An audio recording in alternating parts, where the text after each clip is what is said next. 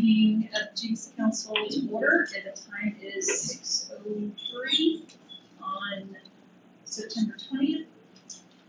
And I will roll it over to Mr. Ramsey for roll call. Lynn, Isabel, Present. Murray, here. Klein, present. Short, here. Mayor Fox, Vice Mayor. Here. Tonight's invocation will be by Pastor Doug Carey of the Crossroads Church. Please welcome.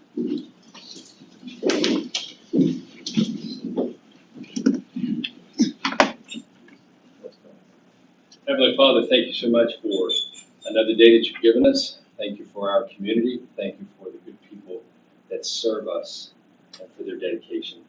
And I just pray that you'd always give them wisdom, discernment as they lead our community. We pray, dear God, that you would bless all of our families that make up this community, all the businesses, the churches, the good people here. And we pray that you continue to bless us in these uncertain times.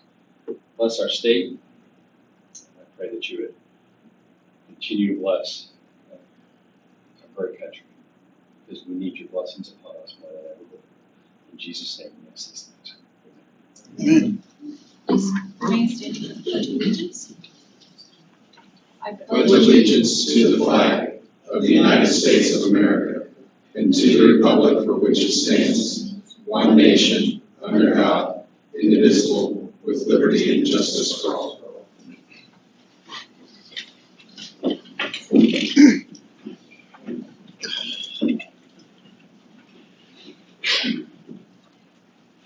Tonight we have a proclamation honoring Crossroads Free Will Baptist Church. We are celebrating their 50th anniversary. Congratulations. And we look forward to another 50 years serving Jenks. Mayor Fox will be presenting the proclamation to the congregation on Sunday, and I apologize for his absence, but he is out of town at the moment. Would you like to say a few words? Certainly. Absolutely. Thank you. I want to say thank you to members of the council and to the mayor for this opportunity, and also for this proclamation. We have a number of our leaders here with us from Crossroads tonight. When the church was organized some 50 years ago, it started with just a group of folks who started a few prayer meetings, wanted a church. The population, the population of Jenks, I think, was around 3,000 or 4,000, some 50 years ago. And our church has been grateful to be part of this community and this town for all these years. And as the town has grown and prospered, so has the church. And I can't think of a better place to have a church and a better place to minister. I've been here 20 years as a pastor at Crossroads Church, and it's been a privilege of my lifetime to not just serve this church, but to be part of this community. And so we are forever grateful and looking forward to 50 years and continued growth and continued service to our Lord and to this community, because we love this community and we appreciate it. We appreciate you folks so much. Thank you so much. We really appreciate it.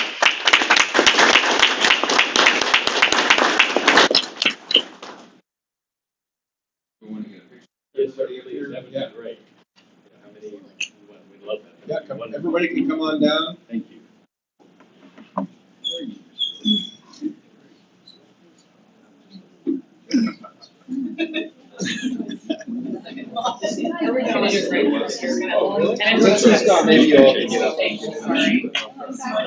Gary, since the mayor's gone, why don't you all get in the picture? Each get out of the chair. She's got a scooter. She's got a Yes. I'm going to back row. Yeah, you're in front row. Okay. Shorter than the back. If you're in the front, you gotta lay down across the. Yes, front row. You're good? Okay. This is great. Smile. Here, come one more.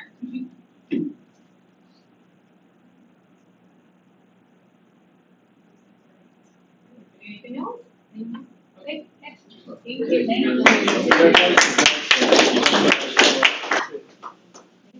It's a long time, I know. Thank you, my friend. Really. Thank you, sir. Well, there are a lot of us that have. Yeah, that's so great.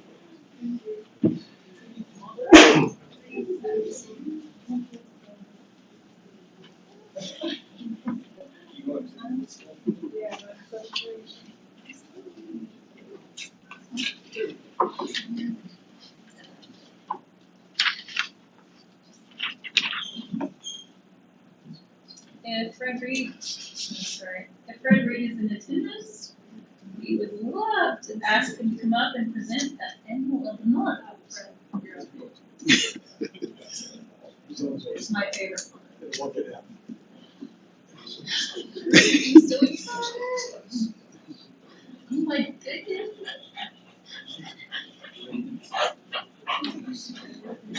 Good evening, Vice Mayor, Councilors. I'd like to introduce Sasha. She is our adoptable pet this week. She's obviously a German Shepherd. She's about, we guess about 18 months old. She's definitely under 2. You can probably tell. Now she's going to sit still. Yeah, of course. So she is full of energy, so she needs a family that is on the go and very active. She likes people and other dogs. She may be a little too much for very small children, like knocking them down and whatnot, but not in an aggressive way. Playful. She loves other dogs. She gets along great with all her playmates at the shelter. She likes to go for a ride in the car. She loads up very willingly. And once she works a little bit of this energy out, she calms down a little bit. Just gotta take her on 10-mile runs every morning. Yeah, she just needs some exercise. She needs play. So, That's normal. So she is spayed and got all her vaccinations and is heartworm negative, so she is ready for a family to come and adopt her. So if anybody, where's the camera? Okay, if anybody is interested in Sasha, you need to call us at the police department at 918-299-6311 or email me at animalcontrol@jenksok.org. Love that. Excellent. How long has she been in the shelter? She's only been with us a couple months. Long enough for us to get her spayed and vaccinated. So, She's very pretty. all right. Thank you. Thanks, Brad. Thank you. Whack with that tail. If any citizens have a comment they would like to make about anything that is not on the agenda, please come to the microphone and give us your name and address. Please keep comments as short as possible, 3 minutes, and know that council cannot respond to your comments during the meeting. Anybody? Okay. Consideration and appropriation actions relating to a request for approval of the consent agenda. Note that item 1G was added an additional to the consent agenda. I would like to pull item G for a brief summary, please. Okay, well, item G. Can I have a motion in a second? Make a motion to approve the consent agenda except for item G. Second. Okay, we have a motion and a second. Let's vote, please. Isabel? Yes. Murray? Yes. Klein? Yes. Jordan? Yes. OJ? Yes.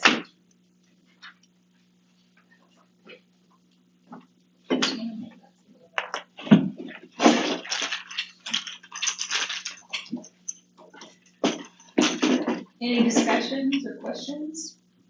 Mr. Isbell?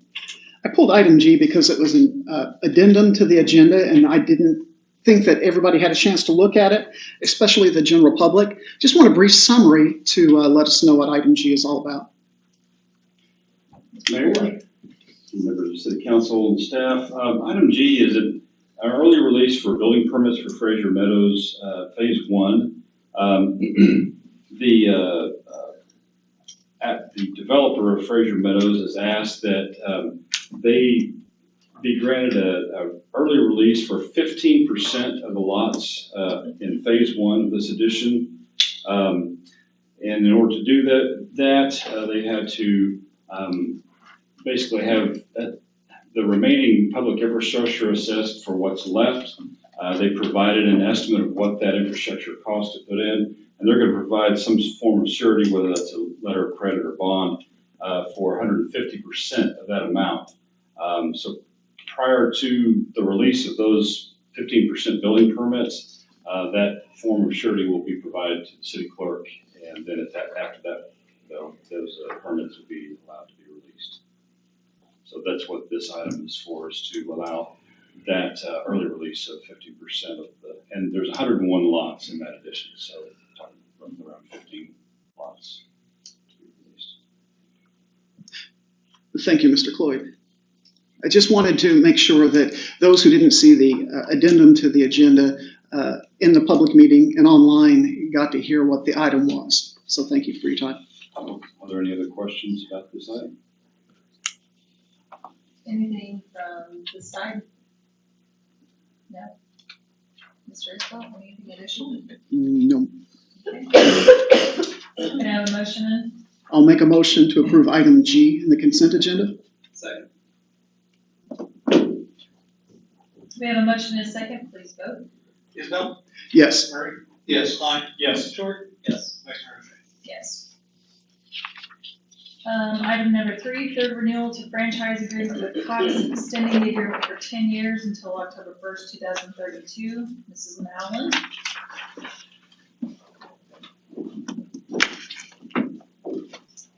I'm going to hand it over to Connor Carroll, our government representative from Cox, and he'll tell you a little more about the contract, and then if there are any questions left for me, I'm happy to answer them. Thank you, Teresa. Thank you, Vice Mayor and councilors and staff for having us tonight to discuss this franchise renewal.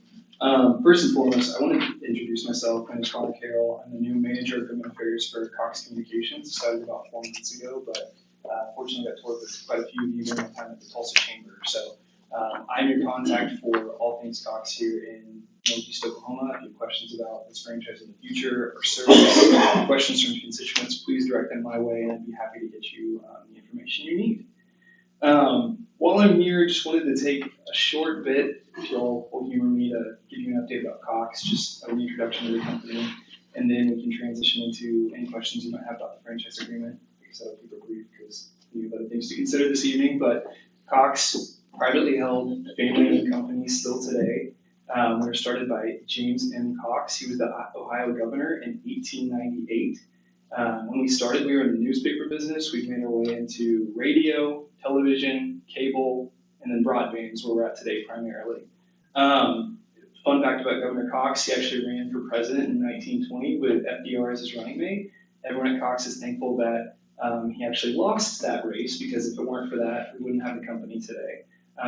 In addition to some of those other things you might think of, you can get Cox Communications or Cox Business, which are our communications parts of the enterprise. We also actually own Kelley Blue Book, Auto Trader, Mannheim Auto Auctions, and that's all under our Cox Automotive branch. But there's also several different other pieces we've invested in with Cox Enterprises. So a very large organization. I've learned a lot about this company since I've joined here, not just, paid my internet bill. There's a lot that we do across the nation. So I know you guys think of our network. That's what you think of most of the time, internet connectivity.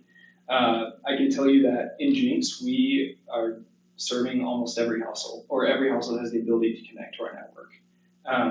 If they don't, there's just few and far between based on fiber miles, if there's not enough people on that line. We've invested over $16 billion over the last 10 years in our network nationwide.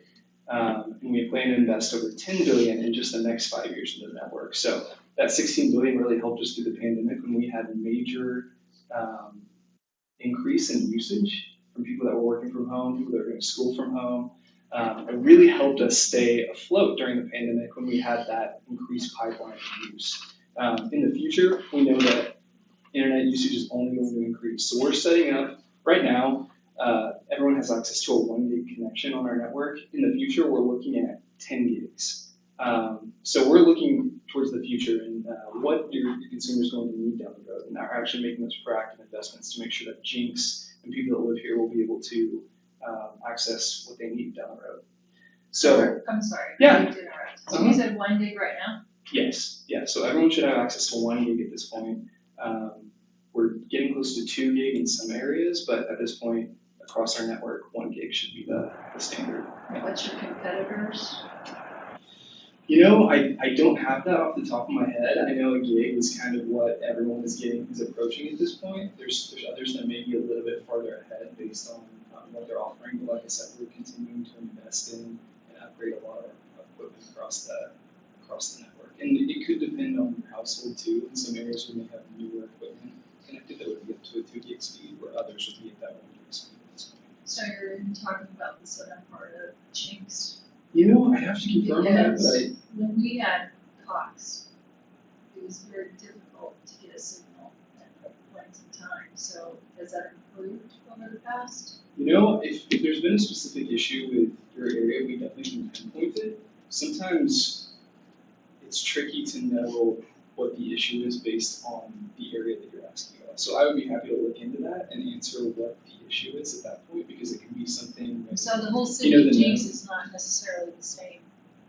gigabyte? well, no, everyone should have access to the same speeds, but at the end of the day, if there's an issue with a node or, we have some kind of connection issue along the line where the connection doesn't make it all the way to you, there may be some upgrades or additional things we can do to the line to make sure that your area and neighborhood is experiencing the speeds that you're supposed to reach. My question is, Yeah. what is your span?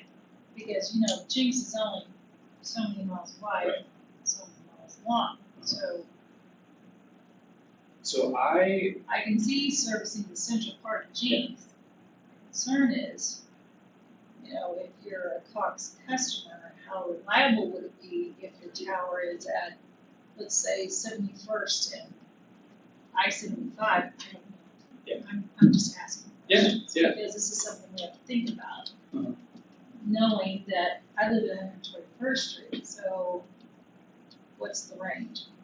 I understand that. So we really should be able to reach most areas in Jenks at this point. There's somewhere that we aren't currently serving.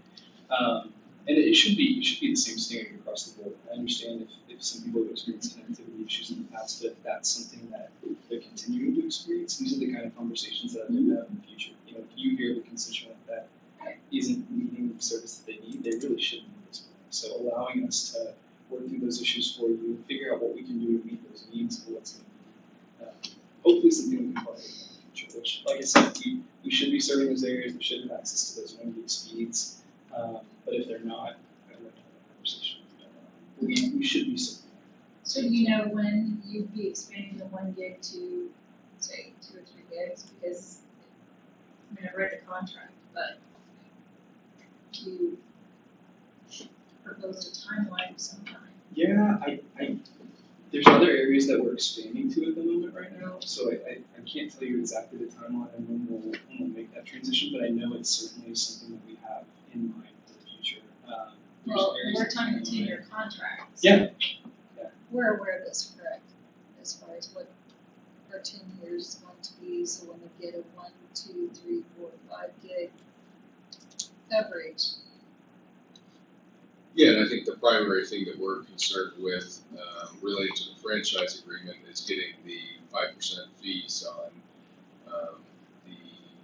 the bills and then any of the advertising. So that's kind of what our concern is, and we'll leave the upgrades on the, if Cox wants to be competitive, they have to continue to upgrade the services that they provide, knowing that AT&T wasn't in Jenks, or was barely in Jenks 5 or 10 years ago, and now AT&T is rapidly expanding along with, I think, BTC services, the city of Jenks as well, so. Yeah, I'll echo those comments. We will try to upgrade as fast as we can to serve Jenks. I mean, we want to deliver the fastest speeds we can, and as City Manager mentioned, we want to stay competitive with people that are competing as well too. Okay. Yeah, we will do the best we can to upgrade and make sure they're serving Jenks as well. Yeah. So one other thing I wanted to mention before you guys consider the franchise, affordability programs. There's been a lot of discussion lately about internet adoption and affordability.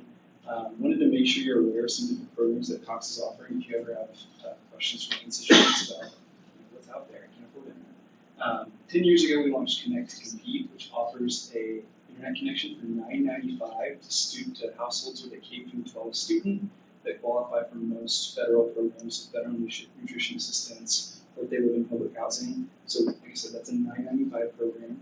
Additionally, we recognize the need for another program that doesn't focus just on K-12 students called Connect Assist. So it's a $30 tier. If you fall in the same brackets of nutrition assistance or public housing, you will also be eligible for that. But on top of that, I don't know if you all have seen, but the American Rescue Plan actually put into law the Affordable Connectivity Program, which isn't just a tier, it doesn't set the price that you must pay or offer as a provider, but a customer could get a set discount on their bill each month. So in most parts of the country, you get a $30 discount on your bill. Here in our part of the state, because we're on tribal lands, we have customers who actually get $75 discount on their bill. So that applies to that $9.95 program, that applies to that $30 program. You could have completely free internet. There really is an excuse at this point for someone to not be able to connect to the internet if they can't afford it. So that's a program we're facilitating, and I'd be happy to follow up and share that information with you just in case you do hear of areas that need that. With that, yeah, I will briefly talk about the franchise. The city manager teed it up well, but this agreement just allows us to operate in the right of way for the next 10 years. We've been here in Jenks since 2007, and are looking to extend our ability to continue serving. We'll continue to upgrade the best of our ability and make sure we stay competitive here, and really appreciate the chance to serve Jenks with cable and voice and broadband all in one. So with that, I will take questions on the agreement. And then Teresa, put me in Any questions on that? Do we know if they're doing that? I don't know. So they're currently accessing either of the channels that are available.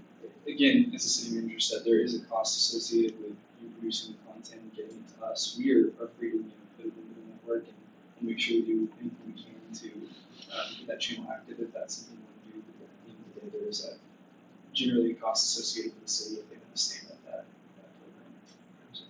program. Do you have any idea what that cost would run? Just I don't have a good Right. estimate on that, just because that's not something that we manage for the cities. I know others across the region have taken that on, but it's not something that we do on our end. We're just focused on the distribution side of things. but it'll still be available over the next 2 years. Right. Absolutely. If you all are interested, we're more than happy to work on that, and we've had some conversations Yeah, already. we did open it back up to make sure that Katie and Molly at the aquarium knew about it, and they've been active I was partners thinking in the aquarium. So we're having these conversations right now, actually, to see if that's something you're interested in pursuing. If it is, we'll be happy to make sure that happens. Right. Any other questions?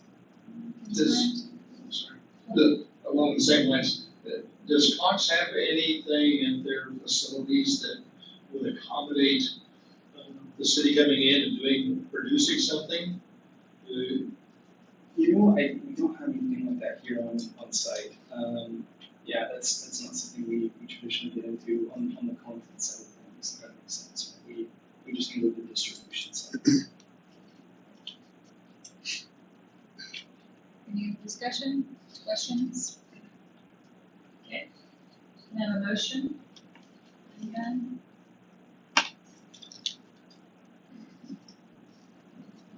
I'll make a motion to approve item number 3, the third renewal to franchise agreement with Cox.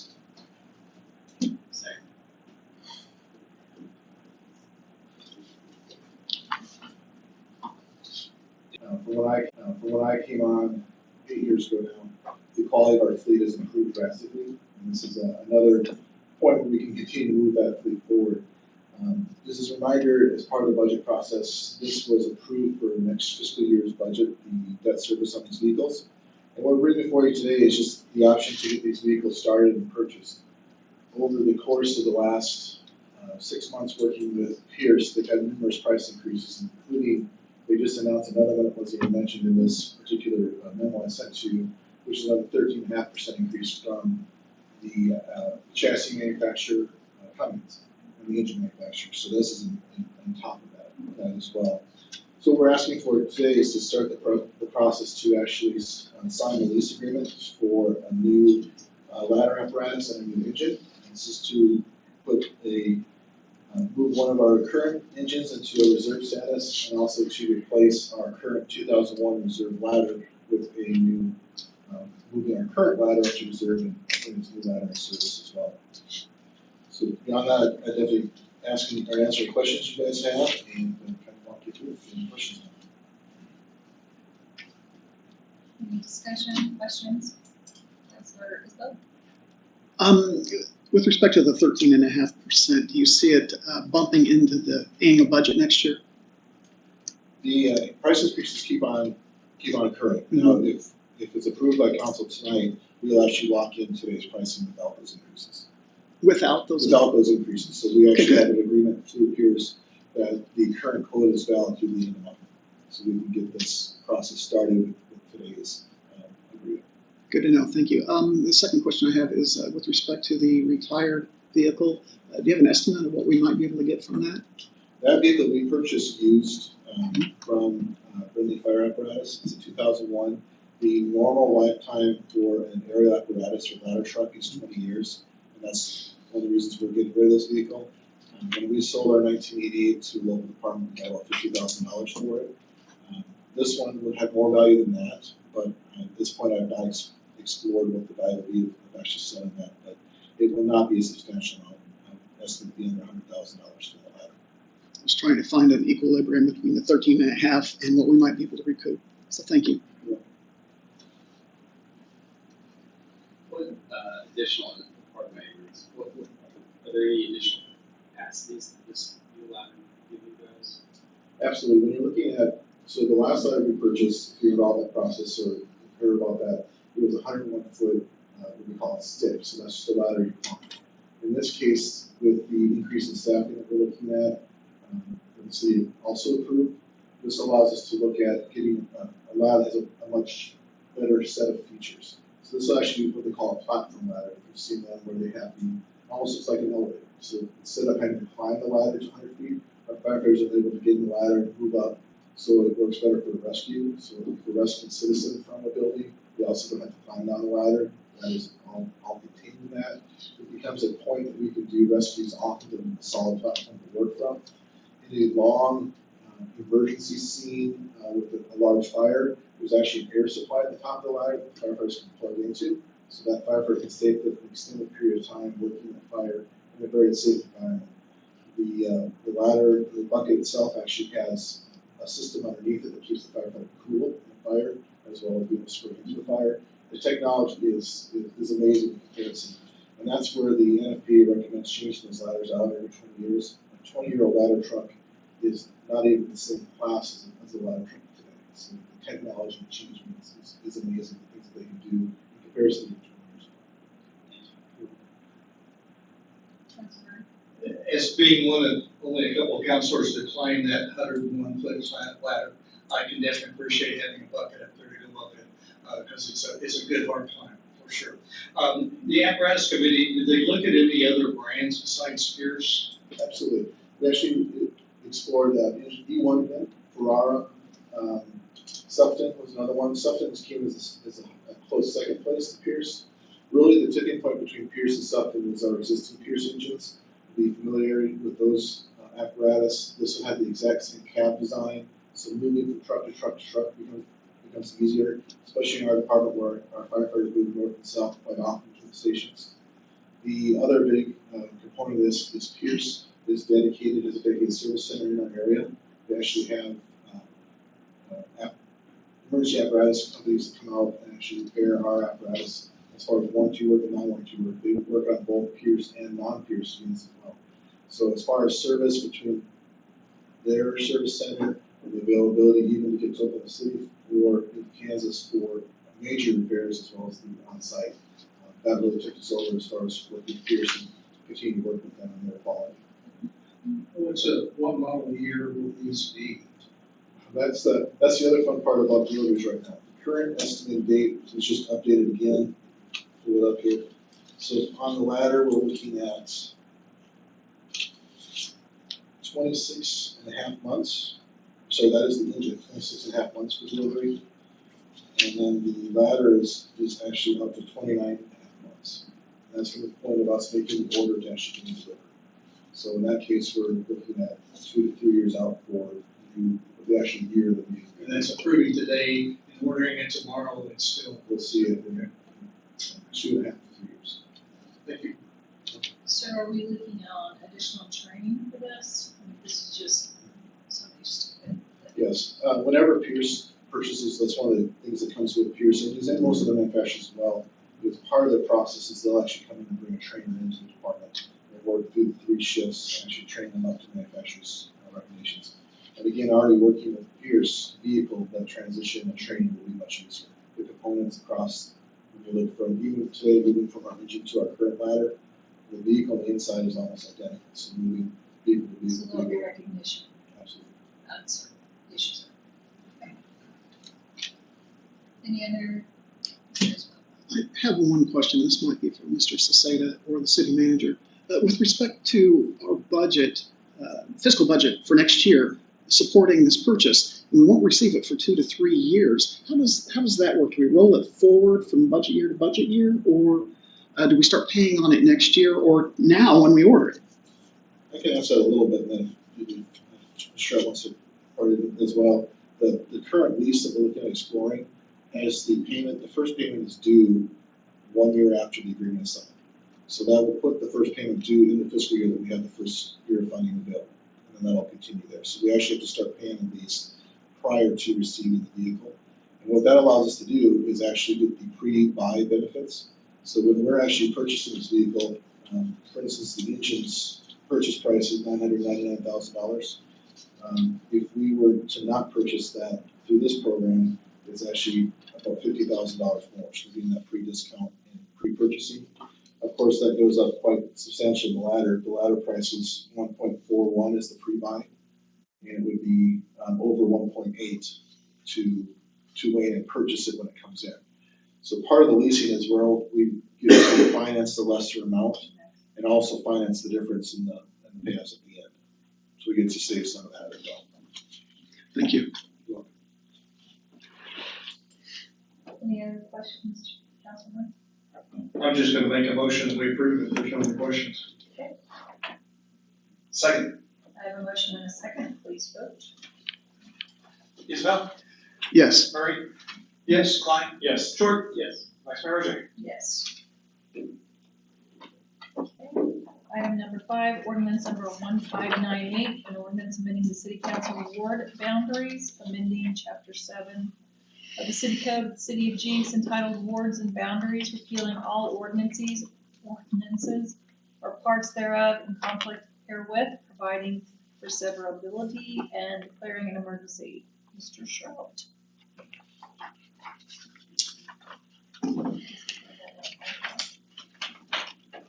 Mayor and all members of council, we have reviewed at least 3 plans. We came back with a 4th plan for the ward boundaries at the last council meeting, and I believe Mr. Phillips brought up that it was the preference of Providence Hills not to have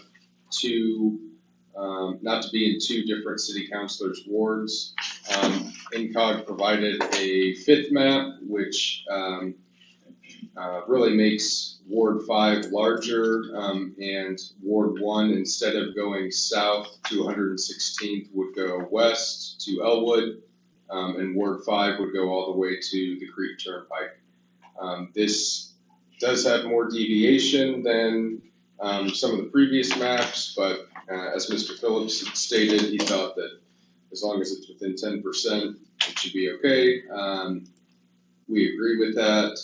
So now we have 5 options. This does require a 2/3 majority vote, which in this case would be 5 of 7 council members. So we have 2 absent. So tonight this would need to be a unanimous vote. So basically, Ward 5 is more land than residence. As it sits now, Fraser Meadows, Fraser Lakes, Rose Meadows, those are all within Ward, the Ward 5 options. And And those are all neighborhoods that will be developing soon, and I expect that there will be more neighborhoods north of Rose Meadows, which is north of Gray Oaks, going in. So I would assume that the population of Ward 5 is going to increase much more than any of the other wards. So, I mean, that's, I don't know if it really matters, but that will definitely skew things in 10 years. So right now, on all of these wards, we're right at 42, well, Ward 1 is 4557, Ward 2 is at 4263, 3 is at 4209, 4 is at 4286, and 5 is at 4296, and 6 is at 4258. So it's pretty close.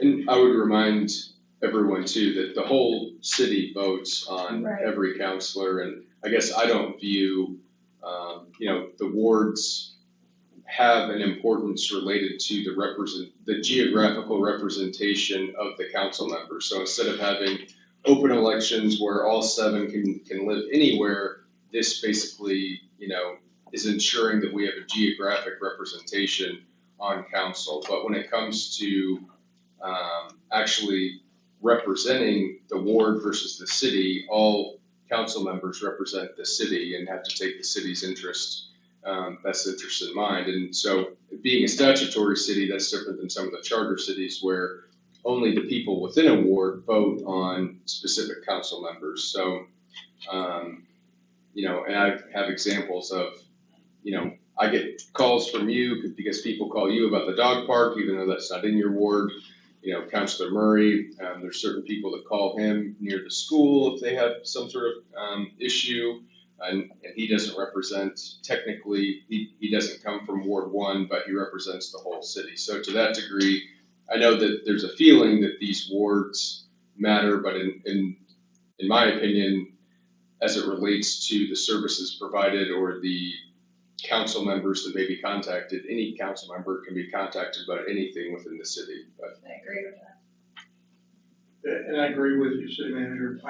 My thing was, and why I brought it up in the first place again was, what caused a lot of this having to roll was, it was splitting up some of the home addition I lived in, and I just felt because I was a member of that HOA, it would be nice to at least represent all of them. And that's why I kind of started this, and I know the vice mayor, in some of this, was kind of losing some of her, I guess per se, HOA, and everybody else seemed to be pretty well fixed in there. So yes, I granted, we do represent the whole city, but it's nice to, at least when you go to an HOA meeting, like, oh, you're our city councilor, and yes, here I am, and stuff. So. And sometimes you have to have 2 there because it is a split neighborhood, which is fine, because Well, we all that's represent the city. why, Mr. Phillips brought it to the attention of the fact that, Providence Hills would like to at least go to one person to come to their HOA and stuff, so, makes sense. But sometimes it's nice when that person's not available, there is another work, I mean, there's always Absolutely.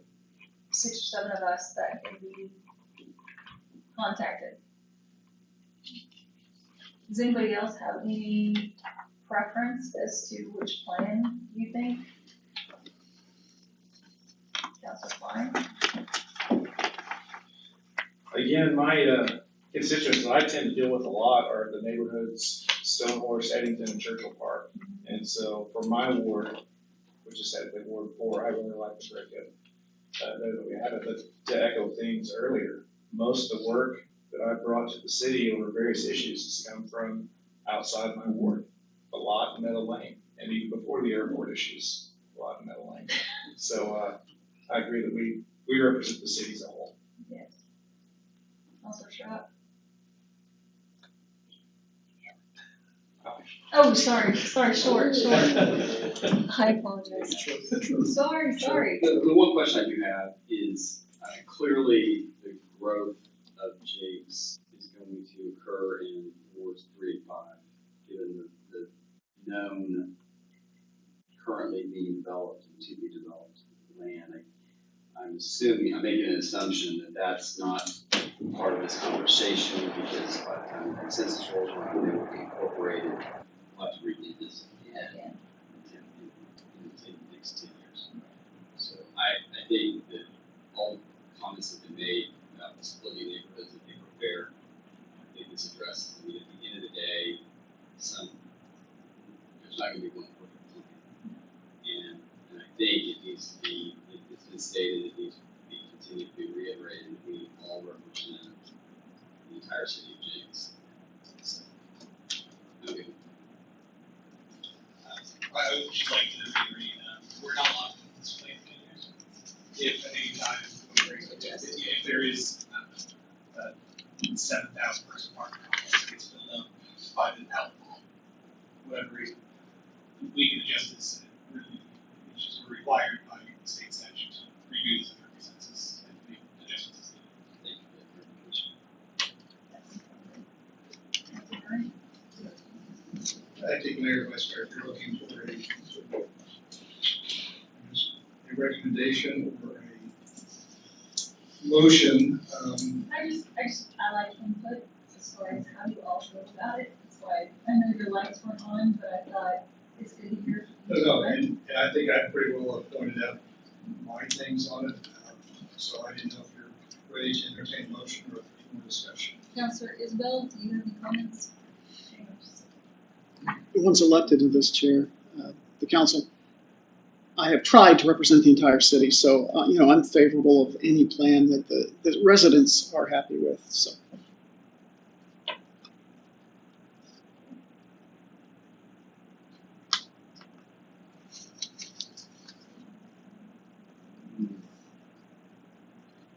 Okay. So,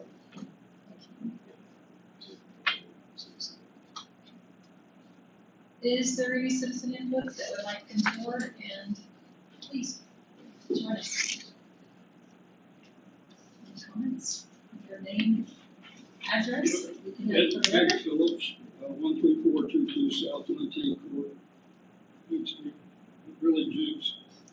Hey, 12 years ago, I had a project to try to change that, and there was a vote of all the residents in that area, and they voted to keep the Bixby address. Well, I think that the Providence Hills HOA, their board of directors, has made it pretty clear that they highly prefer plan number 5. And we appreciate Councilman Curry bringing that up previously, so we even had that option to take a look at it. I'd also point out from a data standpoint, we were talking about the growth in plan number 5. It actually has a less percentage right now, which would provide for the growth in the future, looking at the data. So the last point I want to make is it may be the perception of council that it doesn't make any difference on which ward you're in. But from the voters, they look at it quite differently. So I just want to remind you. That's all. It's nice though when you get an email from citizens, and even though they're not in your ward, you don't forward them. I mean, it's like, okay, let me see what I can do to help.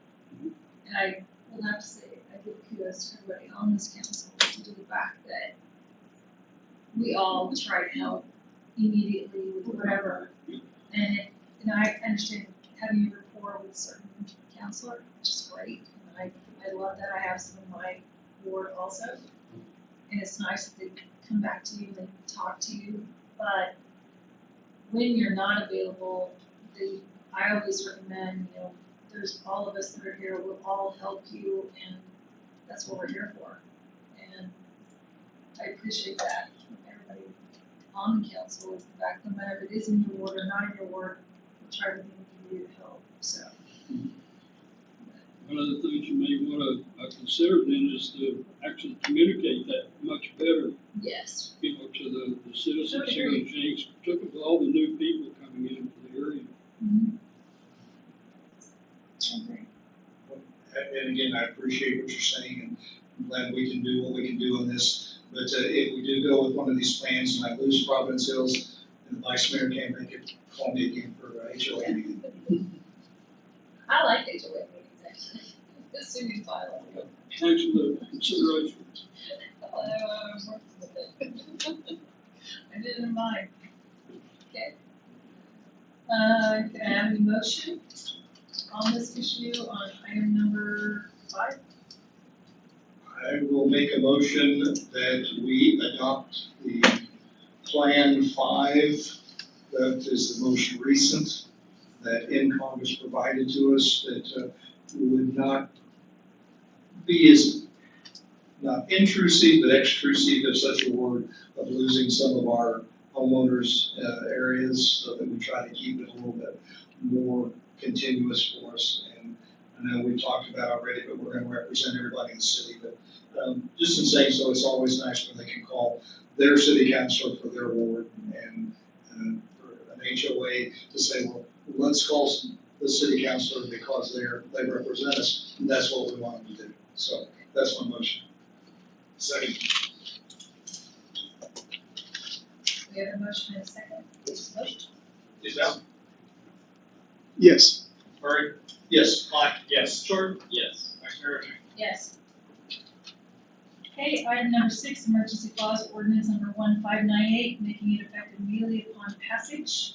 Move to approve? Second. Oh, it's been withdrawn, I'm sorry. Middle John is with the 6 months. Oh, The best, so. that's the emergency. Okay, we'll withdraw item number 6. Order found. Yeah. Since there's one typo, the emergency clause has had 6 votes.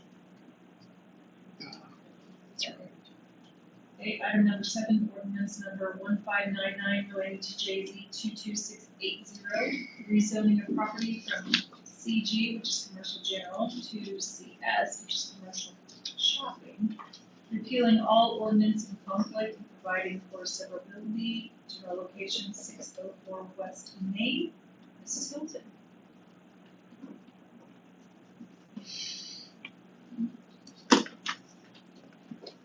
Thank you, Vice Mayor O'Shea, council and staff. This is a zoning request. The property is currently zoned commercial general. And during the redevelopment meetings, we were talking about the different Vulcan area standards, and it was brought to our attention that no matter which way we turned this project, we could not meet the build line requirements for a commercial general. So we chose to go with the commercial shopping. So we're rezoning it in order to avoid a variance or a PUD, which is another tool that possibly could have been used.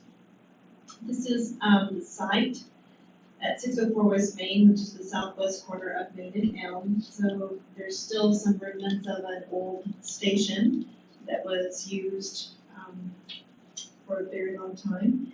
This is a new concept that's coming to Tulsa. We're very excited about it. It's a drive-through, and if you read the notes, there was we tried very hard as a staff to get the surrounding neighbors who own the property to work with us to kind of redesign that corner and get it maybe a little bit different so that it would be a little easier. I'm probably the one who sits there trying to decide which lane I'm supposed to be in, and then I just commit and I'm probably in the wrong spot. And so anyway, the use chart, not the use chart, but the Vulcan area standards are on page 113 of 160 in your packet. And it shows you that difference between a commercial shopping and a commercial general. And I really don't have anything else. The applicant is present, they agree with the comments. Following this is a plat. The planning commission did approve this 7-0. They had some conversations amongst themselves about the process staff went through discussing the layout of the site plan. Staff and planning commission recommend approval of JZ 22-680 per the condition of plating.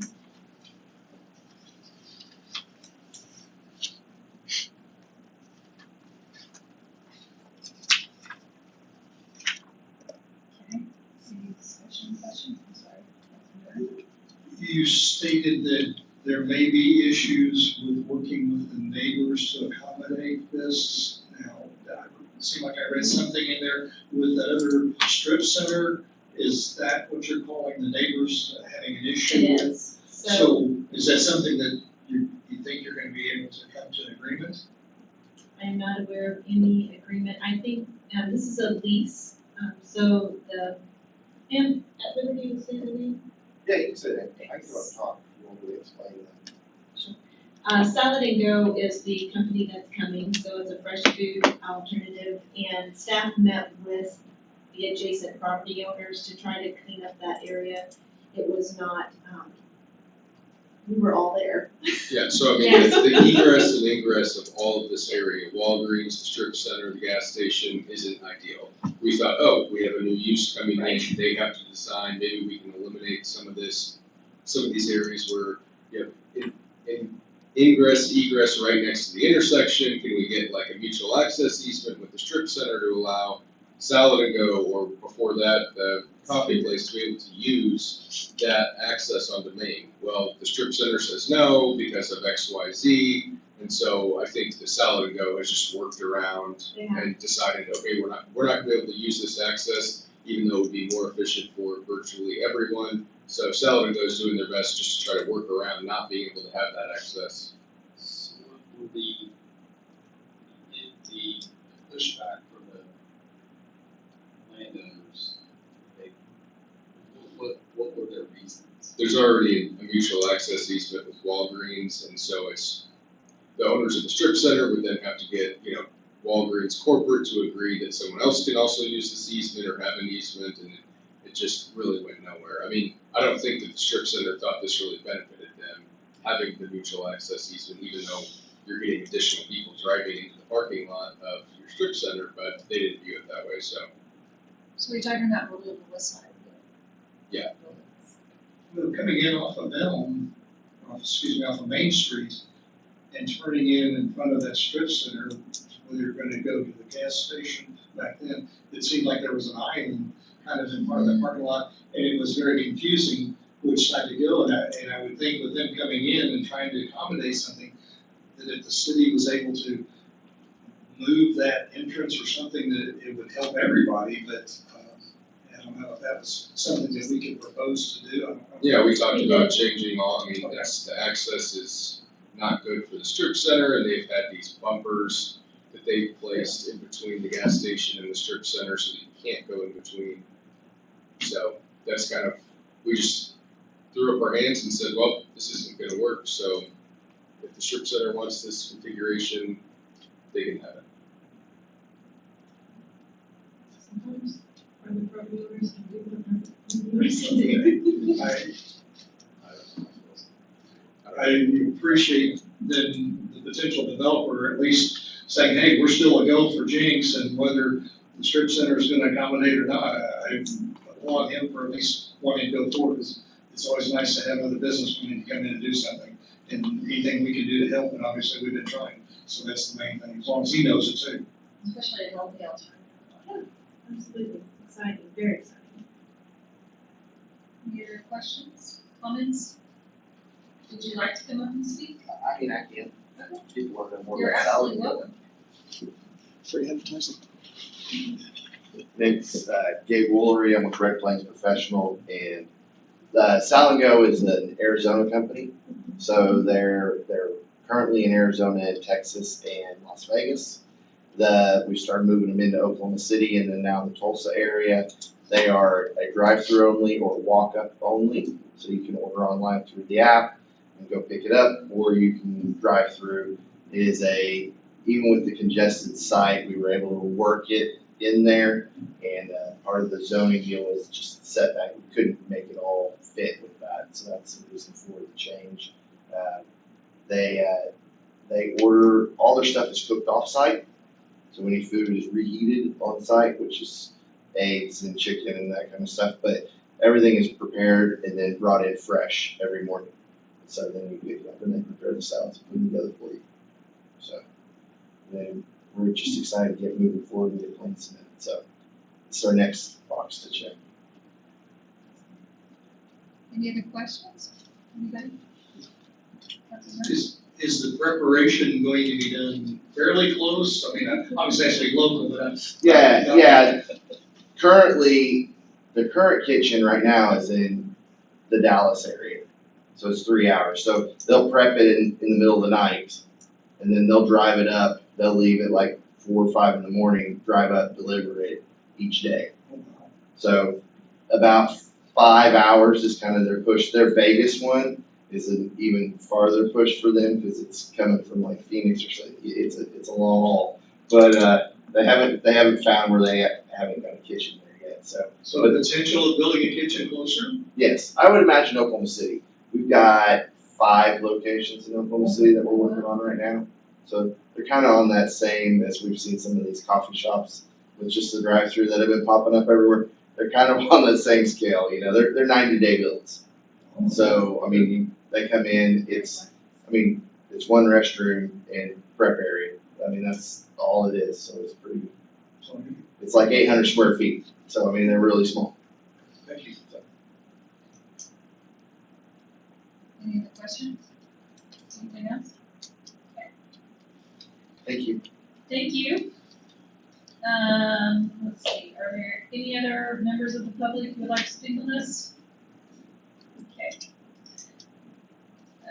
Anybody want to make a motion?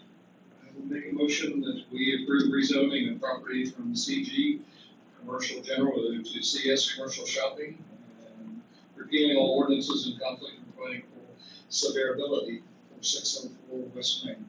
Second. Isabel? Yes. Bird? Yes. Klein? Yes. Short? Yes. Ocean? Yes.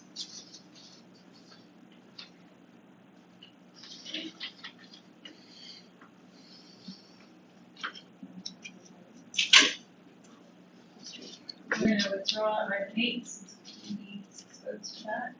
Item number 9, preliminary / final plat for Consolidated Properties Inc. Wards. General location 604 West Main, Silton.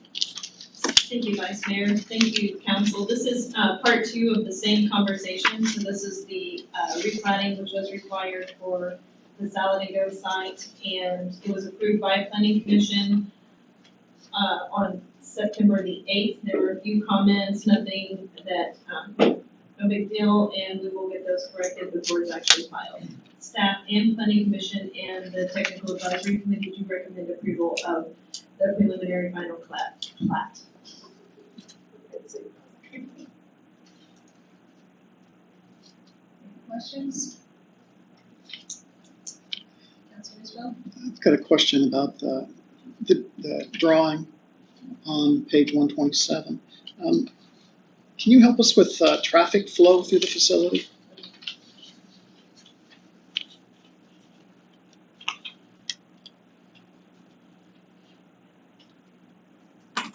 You would have that percent there. We have the site plan if you'd like to see it. Yes. That would be. Yes, please. Thank you, sir.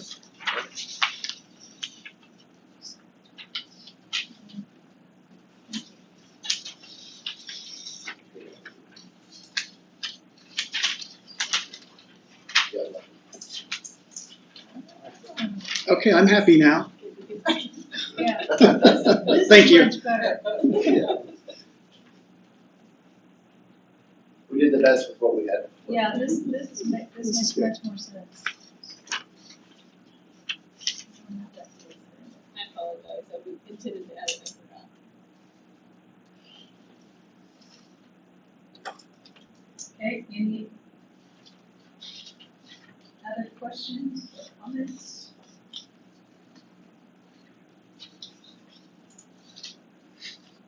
Councilor Isbell? The obvious question, is there enough parking? But of course, it's a drive-through. There is no, there is no sit-in dining. Mhm. So it's only for workers or someone to pull up and then walk up and do their work. I do see that there's that handicap parking available, which is a plus, which is required. ADA compliance, and I don't know, I go back years thinking that for a commercial facility of X number of feet, we have to have X number of parking spots, but that doesn't really apply here. The code does not require parking for drive-throughs. Okay. And in the new UDO, we actually have parking maximums and parking minimums. So and we're covered with UDO. Okay, thank you. Any other counselor? Like to make a comment or question? Okay, can I have a motion and a second? Motion that we approve the preliminary final plat for Consolidated Properties, Inc. of Lawrence in the general location of 604 West Main Street. Second that?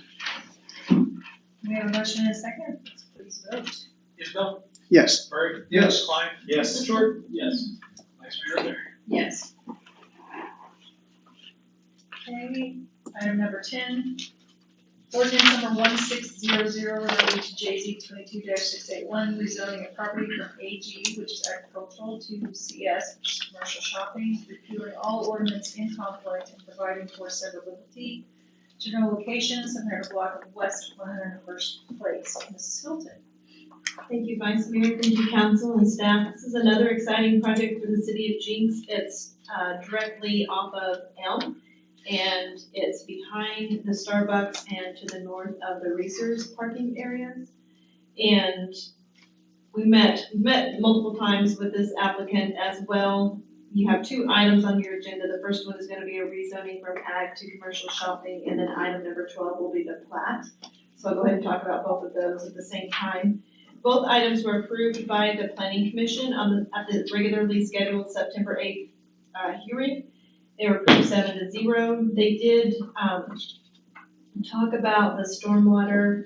Commissioner Davis remembered some previous conversations and brought that up. It was, all of that, as you know, will be handled during the engineering and hydrology.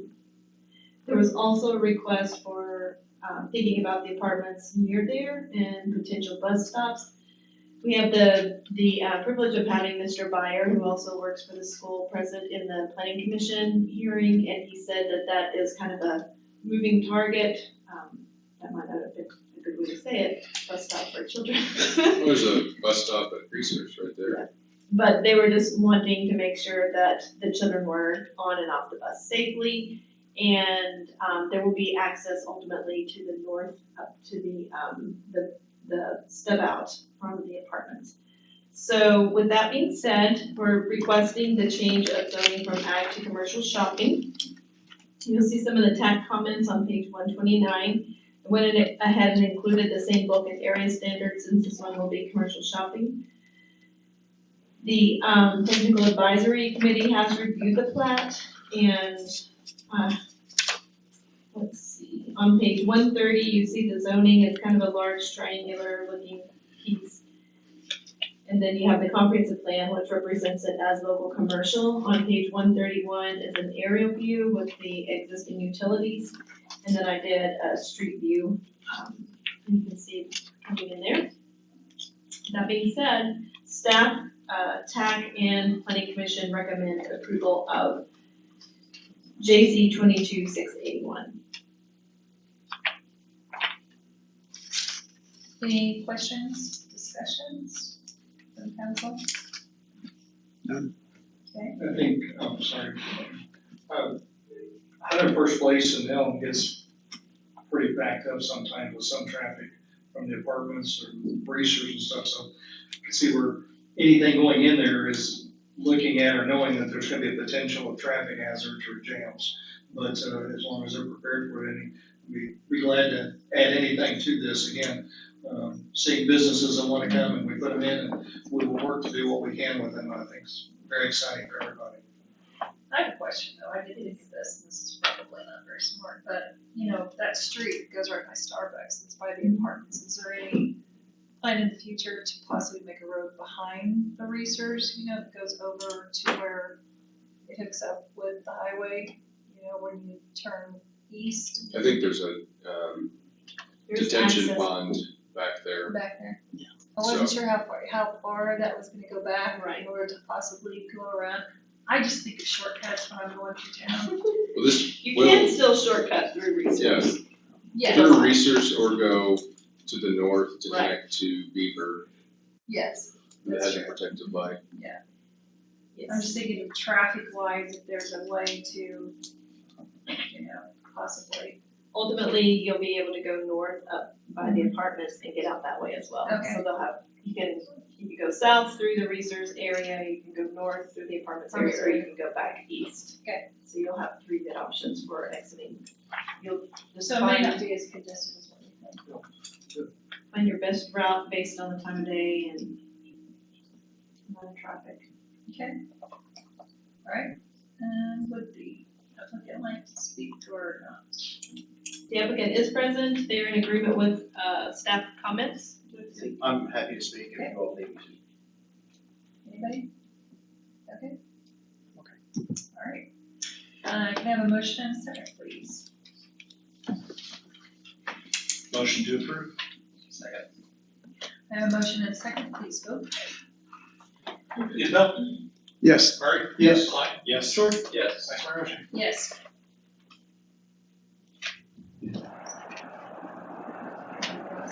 Local item number 11, and item number 12, preliminary / final plat for Elm Street Center, general location 700 block of West 101st Place. Mrs. Hilton again. Thank you. Thank you, Vice Mayor. This one is part two, just like I mentioned earlier, of this project. Very excited. Once the planning is done, I think you'll see some activity very soon on this property. Staff, TAC, and Planning Commission all recommend approval of the preliminary final plat for Elm Street Center. Any questions? So with this, there is, I guess there should be more land available to the west and to the north Yes, sir. of this. So there's potential for more development. Yes. And the applicant's aware of that, so thanks again. So if they have to share a parking lot, we won't run into it. Any other questions, discussions? Motion to approve. Same. I have a motion and a second. Approval and second. Can we have a vote, please? Isabel? Yes. Murray? Yes. Klein? Yes. Short? Yes. Yes. Okay, let's see, other business. City Manager, Mr. Sherrill. Vice Mayor and all members of council, this month's sales tax check was 11.6 more than the same month last year. The use tax check was 35% more than the same month last year. And the combined sales and use tax is 16% higher than the same month last year. For the first 3 months of the year, the combined sales and use tax is 20% higher than last year.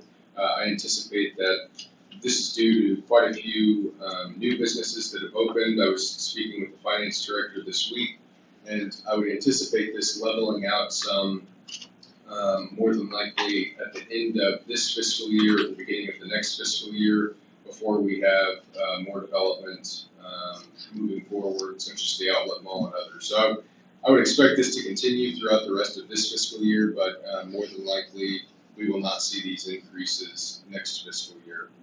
At the Oklahoma Aquarium, they are currently installing the carousel in the Great Hall. That should be complete by the first week in August and hopefully up and running, certainly up and running by Halloween.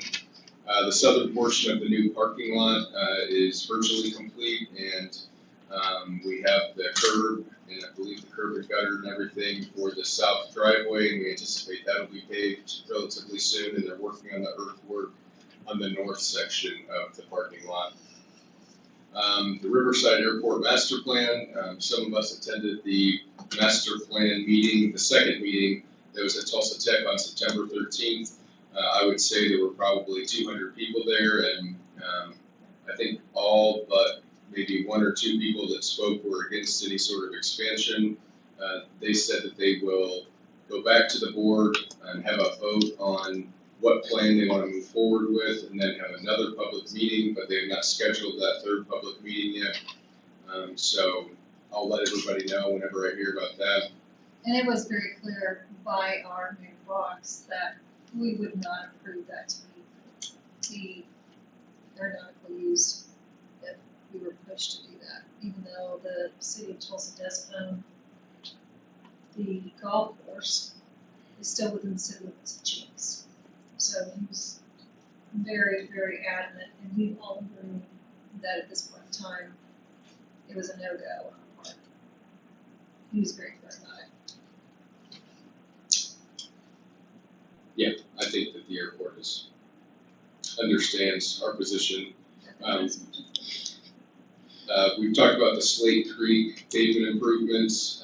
We advertised a project, we didn't get any bids on it, so staff may be tweaking that project and advertising that project again in October. Upcoming events, I know that Josh is going to give an update, so there's quite a few chamber events, but we have the Oklahoma Aquarium Food Truck Frenzy on Saturday from 5 to 8. And we have our second public meeting for the Drainage Master Plan on September 29th from 6 to 8 p.m. at the Hive. And then we have the Oklahoma Municipal League elected official reception on October 12th from 5:30 to 7:30. And then one last thing, Robert Sustata created a summary document for all of the TIFs that shows the allocations per spending category and then how much the TIFs have generated and how much money we've sent out in reimbursements. It also has a map that shows all 4 TIFs and where they basically outlines their location, and Robert will be sending that out to the council tomorrow. And we continue to work on TIF 1 and TIF 2, and hopefully within the next month we can get a TIF committee scheduled. Any questions? Thank you, Mr. Stroud. We have an in-club report from Councilor Isbell. Our last meeting was last Tuesday. It was business as usual. There was one major discussion point with reflecting the air quality study in the area. We missed it this year because of the number of exceedance days, and it will affect our 3-year average going forward. So we have to be cognizant of air quality control, or emission standards will change in the coming years.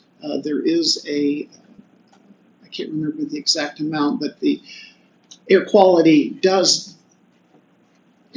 requirements does do a dip in the coming years, and we have to be below that as well. So we had 12 exceedance days this year, and overall it wasn't a good year with respect to the high temperatures in July. Do you know what years they're looking at as far as average? The average is for the last 3 years, Starting and from, this year, last year, and the year before, for 3 years, 3 running years.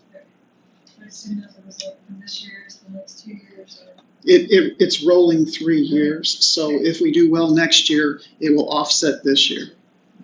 All right, thank you, Councilor Isbell. Committee reports, are there any committee reports?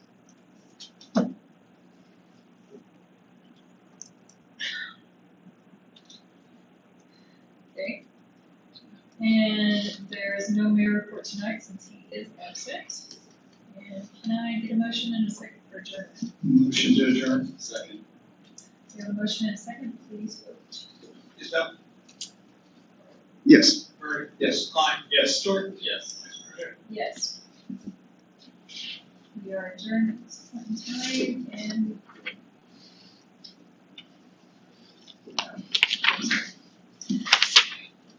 we'll move on to the Jenks Public Works Authority. It's Tuesday, September 20th. It is 7:17. Please call to order. Caitlin? Isbell? Present. Murray? Here. Klein? Present. Stewart? Yes. Murray? Here.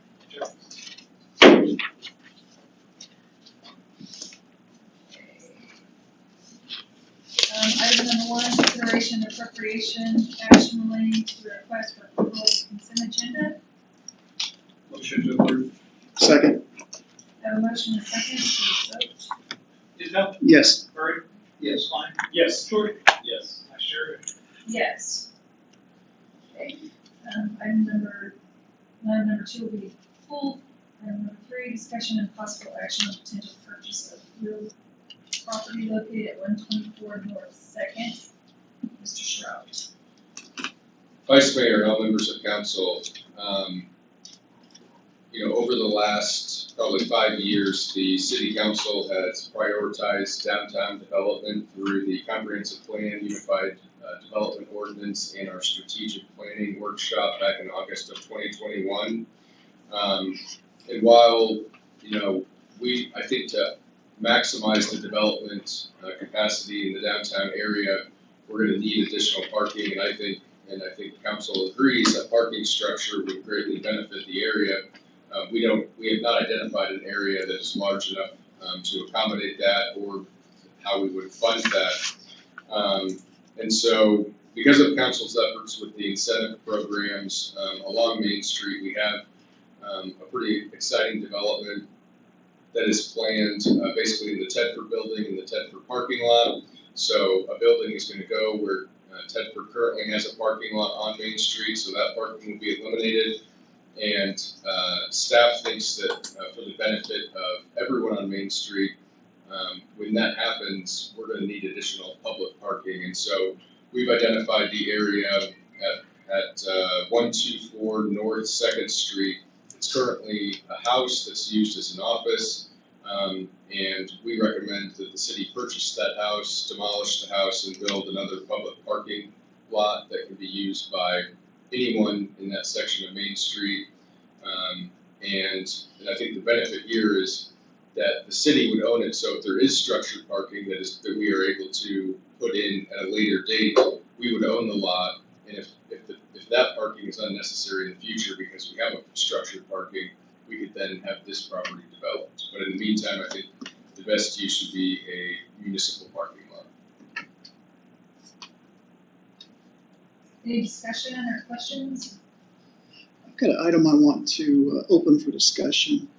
With respect for this new parking lot to be for customers, people coming into the city to do business on Main Street, would it be appropriate to put a time limit on parking there, like a sign that says 2-hour parking only, something like that? Would that be appropriate? I'm just asking. I think we have 2-hour parking signs downtown. And so this is very similar to the George's parking lot where we have students that want to use it when they don't want to park at the school, and we have an officer, or Jenks Public Schools will have an officer in the parking lot trying to dissuade students from parking there. And I know in the past we have enforced the 2-hour parking when students take up the spots. So. Okay, I was just trying to think if the business owners all park there wouldn't be any parking for commercial business. So that's what I was after. Thank you. Any kind of electric hookups for cars or bikes, What are the thoughts on perhaps putting into electric vehicle charging stations on one end and electric bike rental on the other, something like that? So people can park their cars downtown in that parking lot, rent an electric bike, and drive down the alley or Main Street to get to businesses. Any thoughts about that? Is it the final construction of the parking lot based on this design, or can we enhance it a bit? Then it's going to add cost. Of course it is. Yeah, we could do, as Robert Carr says, it's only money. No, but I was just thinking that we know we have the electric scooters, and I know that I brought this up, but Councilor Isabel did mention it before, and I didn't think it was such a bad idea, but. So people have been asking, they say, yes. They say, we don't have enough scooters on the sidewalks, we want No. bicycles on the sidewalks too. No, what I'm thinking is, there is a transition that is going to electrical vehicles, and as far as the access is, to charge your vehicle, wanting that to come, maybe we only have 2 or 3 or whatever it is. I don't know what the cost is, but it would be worth investigating just to. Well, we're at the stage right now in this rollout of electric charging stations that we had one at the aquarium, and we didn't have to pay for it. I mean, there's so many incentives that are being thrown, and so much money being thrown at this that, they were basically like, where can we put these in Jenks? And, the issue we had with the one at the aquarium was it was constantly not working because people would break into it and steal the copper or whatever else was in there. So they eventually just took it away. But, I'd be more than happy to reach out to, there's many different vendors that are doing this where they put all the they install it, and then after maybe 3 or 5 years, the owner of the actual parking lot is responsible for the electricity. But in the meantime, it's all paid for by the vendor that installs it. I think we should research it a little bit. I mean, PSO has programs. I talked to Mr. Driscoll, and he said PSO might be able to assist in doing something like this. There is federal money out now that could be utilized. I don't know how to acquire it or anything like Yeah, that. we've already done it, so we are pretty confident that we can get someone to put it in, if that's what you would like to do. But I don't even know that we need to make a decision on that today. We're just kind of talking about conceptually purchasing this property to build a parking lot. Sure. The details, we can bring back to you. I was looking at the future, but yeah, I'm all for this development. So. And the older you get, the more likely you'll forget. I think this is a great investment for downtown Jenks. I think it's all included. Everything we've been doing in the last year and a half is to drive people into our downtown. We all acknowledge, we all have our own ideal spots. We know there's a parking spot. People who come into our town as visitors, tourists, however you want to call it, they won't know where to park, generally speaking. That first impression, not being able to find a parking lot or a parking spot would be a disaster. So I'm 100% favor of this. The location's right in the middle of the downtown and the north side. I think we need to address the issue on the south side as well. Main Street, I think this is a great start and a great investment for the city. And if something comes along later that we don't get recently that develops, they turn it into.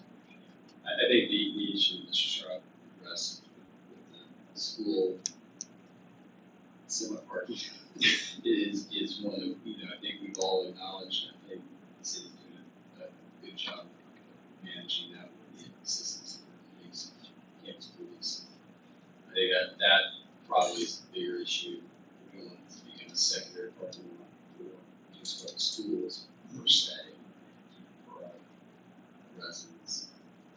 With respect to the amount of land available in downtown and our opportunity to own some of it, I think this is a big positive for this. I'm not making any more of it.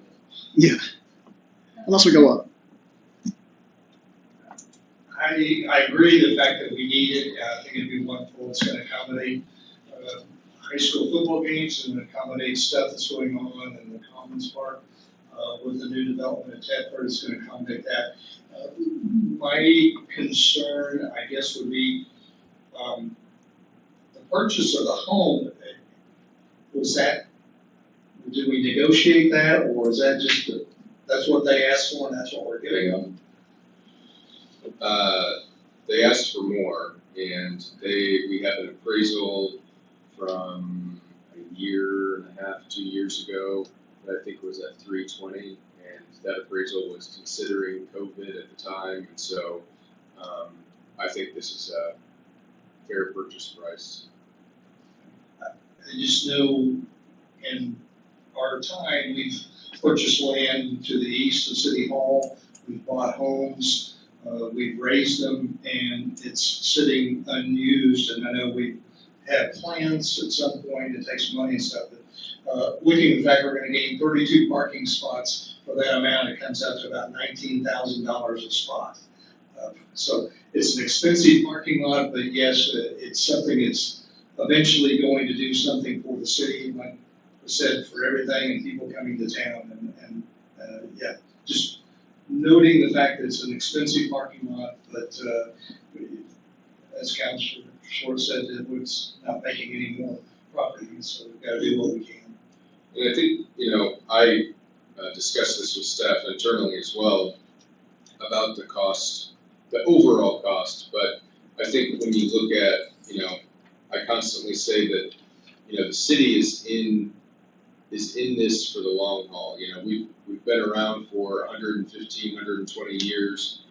this city's gonna be here hopefully for another 500 or 600 years. And so the fact that you purchase a property in 2022 and use it for a parking lot, that's, you know, we're getting in now and we're gonna own it and have a parking lot there, but that's not to say that that's what it's gonna be forever. And I kind of look at the investment as, you know, do I wish some of these other properties that are underdeveloped right now, the city would own and have an ability to do something with?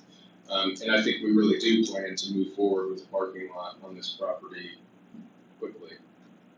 Well, I think you used the appropriate words, and that's, this is a strategic investment. This isn't just, hey, I've got an idea, it might happen 20 years from now. This is gonna be something that's gonna be leveraged and amortized over, 100+ years. So, the average cost is negligible at the end of the day. When it provides a strategic initiative, it's paramount to what we're all trying to do on a long-term, long game plan basis. I realize this is a preliminary site plan, but I do want to make the point that we have to comply with ADA compliance and perhaps put in a couple of handicap spots, but preliminary? Yeah. Yeah, okay. Okay. Any other questions, discussions? Or do we have a motion and a second? I'll make a motion to approve. Second. We have a motion and a second. Isabel? Yes. Murray? Yes. Klein? Yes. Short? Yes. Vice Chair O'Day? Yes. Okay, resolution number, item number 4, resolution number 2022-05, a resolution amending annual appropriations by $610,000 in account number 598015391, JPWA Risk Management and Insurance Fund, fiscal year ending June 30th, 2023, to fund the 124 North 2nd Street project. We're on page 87.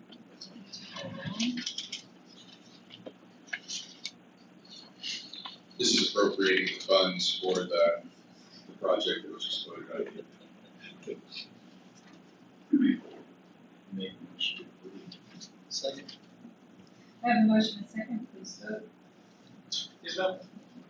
Yes. Murray? Yes. Klein? Yes. Short? Yes. Vice Chair O'Day? Yes. Other business, general manager's report. Vice Chair, you have the report in the packet, and I don't, the Vice Chair asked me why I didn't bring up the state of the city is next week, and I said I didn't want to steal Josh Driscoll's thunder, I so. was surprised about that. Chris is still happening.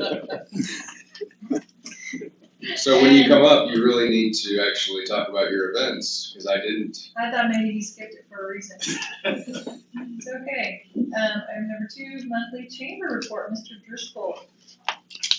Madam Chair, members of the authority, it's truly a blessing to be here with you today. Sarcasm. Good, Ricky.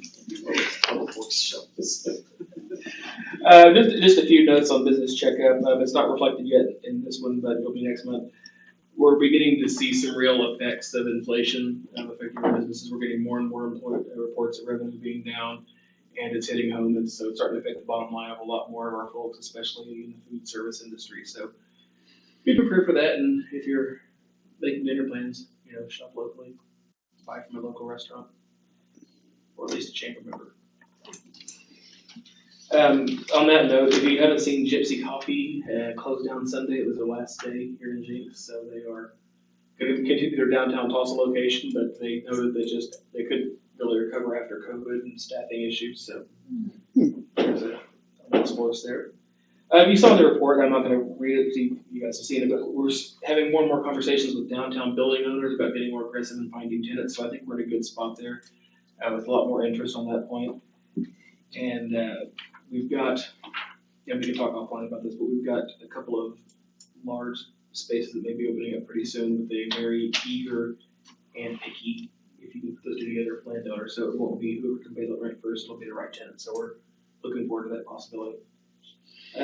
Something I do want to hand out really quickly, we are, in Mayor Box has mentioned this, but we are working with the Daughters of the American Revolution, the mayor and the city about a Tomb of the Unknown Soldier monument. The community foundation is so we can get it open time for Veterans Day. We're pre-funding it, but we're fundraising. If anybody wants to put out a coffee can and take donations, we'll gladly accept it.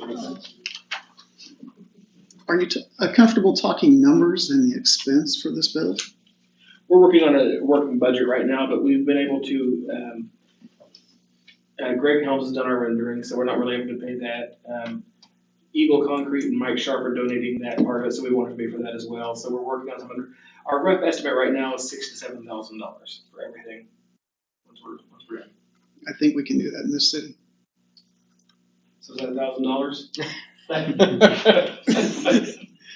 I'll check with my financier and get back to you. Which would be his wife. Tracy.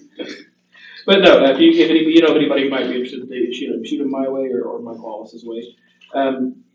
Since Chris didn't take my upcoming events section, I'm very excited to share with you that for the second year in a row, Mayor Corey Box will be delivering his State of the City address at the Jenks Chamber of Commerce on Sunday. On September what? Something, I don't know.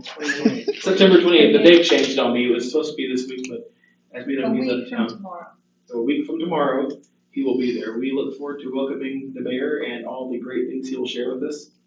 And did I pump up good enough? Well, I just wanted to make sure it was clear. I didn't want you to think that I just skimmed over it being vice mayor. If he doesn't show up, the vice mayor will be more than happy to deliver it. And also Monday, we worked with Governor Stitt's staff. They dropped by and were chatting about doing an event. So next Monday, we will have him for a legislative luncheon. So if you are interested, register that. Let Sarah tap me on that and she can get you added to our list. And with that, I will end. Any questions, commentary, or donations for the great cause? Real quickly, we've had conversations before, but big baseball tournaments are coming in on the weekends right now. So if anybody, restaurants in town are thinking about later hours, Fridays and Saturdays for the next few weekends. I'll make a note to share that and hope it is listened to. It's brilliant. And we talked, actually that's a good point, just briefly, we came up with a longer conversation. We've talked about ways to get more signage or something down at the ball fields to encourage people to shop and eat locally. So Councilor Klein and I had a number of conversations, so we're coming up with something. Right now, our easy solution is some signs with the Discover Jenks website and a QR code, trying to get them to do that, but we're working on trying to come up with something to keep it. I know it sounds really cheesy and really stupid and may cause some glitter, but when we went to, like, even out of state, when we went to do like Missouri or whatever soccer games or softball games we were going to, they always gave us and it was always like kind of like a little ad on a piece of paper. It was all on one sheet, front and back, of different places to eat. Sometimes, yeah, and it was just a sheet. It was like a piece of paper. But you know what? We used it every single time. One thing we've talked about to eliminate the waste point is see if we can get a sign on the things with, let's again, just scan here, if you don't use a QR code, we'll have the address on the bottom. And it gives you the list. That's brilliant. I love that. Of course, this was 30 years ago. Last century. Hey, you're older than I am, old man.